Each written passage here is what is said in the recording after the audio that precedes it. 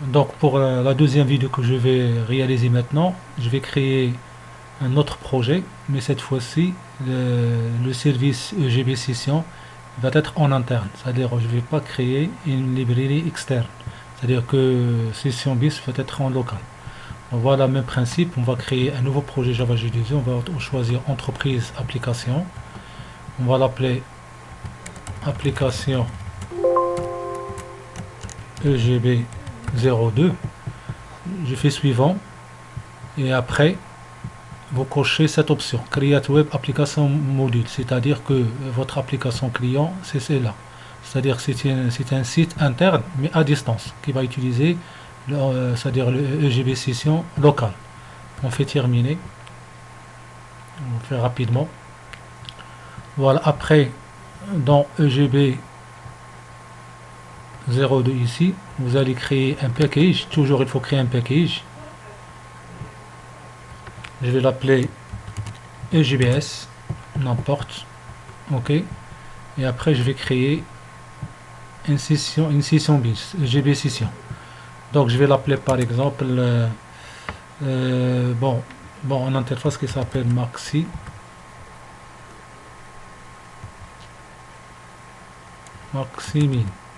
Je vais l'appeler Maximin.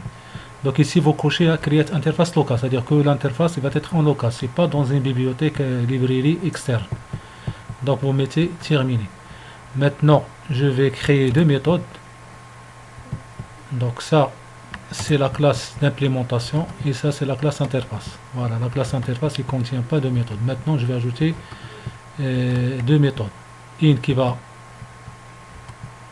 calculer max de deux nombres, donc il va retourner la valeur double et après je vais lui passer deux paramètres. Je vais l'appeler paramètre 1 de type string, de type double pardon, et deuxième paramètre de type double parce que je vais comparer deux nombres, le maximum entre les deux nombres. Je fais OK. Automatiquement dans cette interface vous allez trouver la méthode qui est ajoutée directement. Après je vais ajouter ici et je vais comparer entre les deux nombres. Je vais mettre ici paramètre 1, s'il est supérieur ou égal à paramètre 2,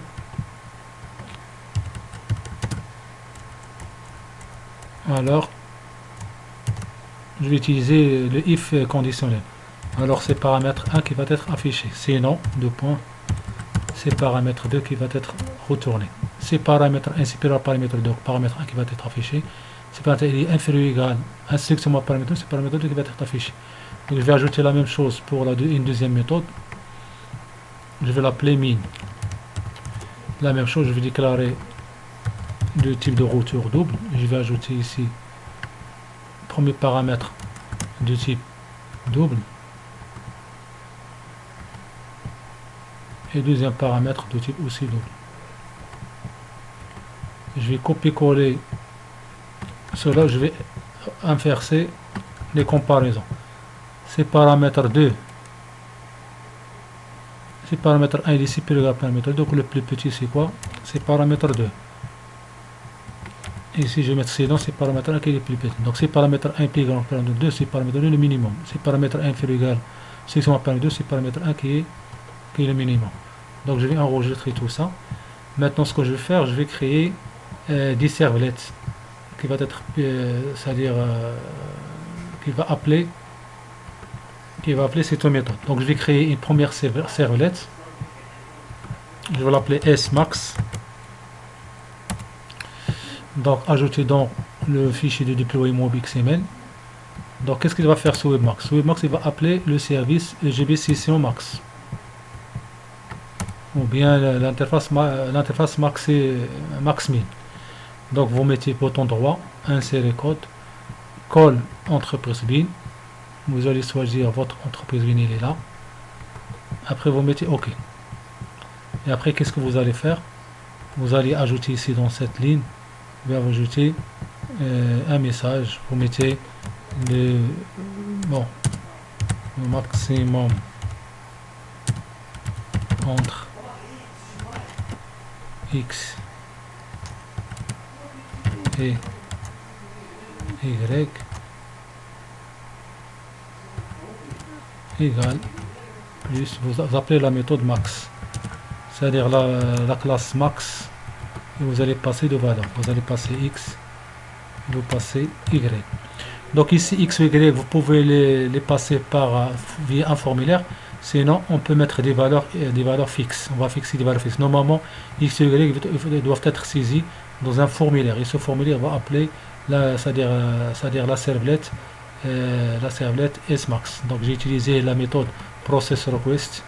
Et ici, vous avez les méthodes get et set, get et post qui vont appeler la méthode processRequest.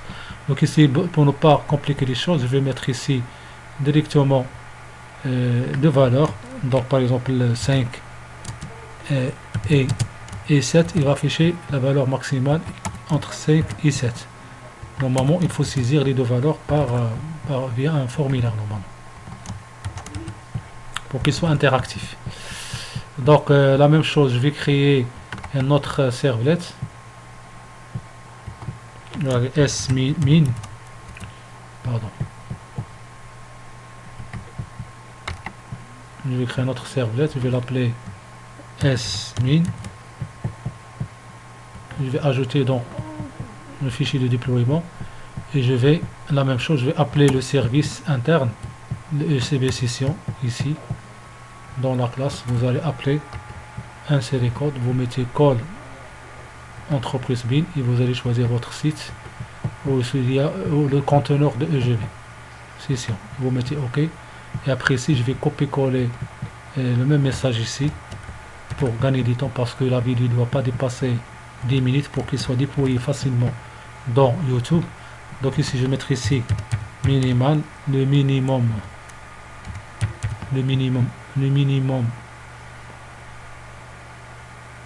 donc le minimum entre 5 et 7, je vais appeler ici la méthode min. Voilà. Après, qu'est-ce que je vais faire? Je vais créer dans la page index, donc je vais créer des liens. Donc je vais créer des liens ici, je vais mettre ici h1 /h1, ici je vais mettre ici des liens vers les servlets. Donc il y a une remarque ici que je vais vous annoncer. Faire attention lorsque vous faites votre TP. Donc ici je vais créer le lien href, je vais mettre le lien ici, je vais mettre ici A, ici je vais mettre ici maximum, je vais faire copier-coller la même ligne et je vais appeler le lien minimum. Donc ici je vais mettre slash, ici il faut donner le nom c'est-à-dire de site web, c'est pas de l'application G2E, de l'application WAR. Donc ici vous allez mettre ici l'alias slash, vous mettez smax, ici vous mettez a slash, vous mettez smin pour appeler la servlet min. Voilà. Donc ici attention, lorsque vous allez appeler la servlet, il ne faut pas utiliser ce nom de projet, il faut utiliser le nom de projet de site web, de l'application web, Java web.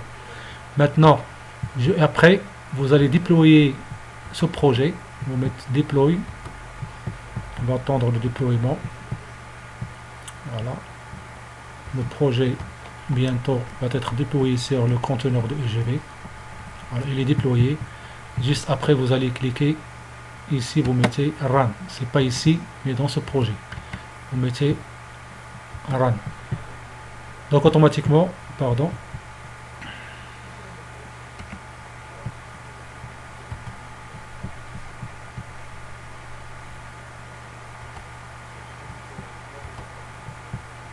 Voilà.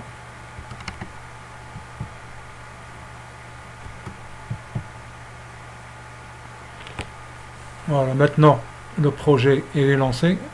Petite remarque, vous allez voir l'adresse, vous voyez l'adresse. L'adresse c'est application EGB02-WAR. C'est pas cette adresse, c'est celle-là. Maintenant si je clique sur maxi, il va afficher le maximum entre 5 et 7, c'est 7. Si je clique sur minimum, il va afficher le minimum entre 5 et 7, c'est 5. Donc si vous changez votre projet ici par exemple, si vous changez le min au max, je vais mettre ici égal un petit espace, CTRL C.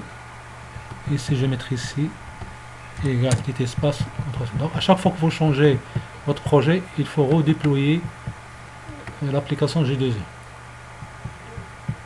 Après, vous exécutez.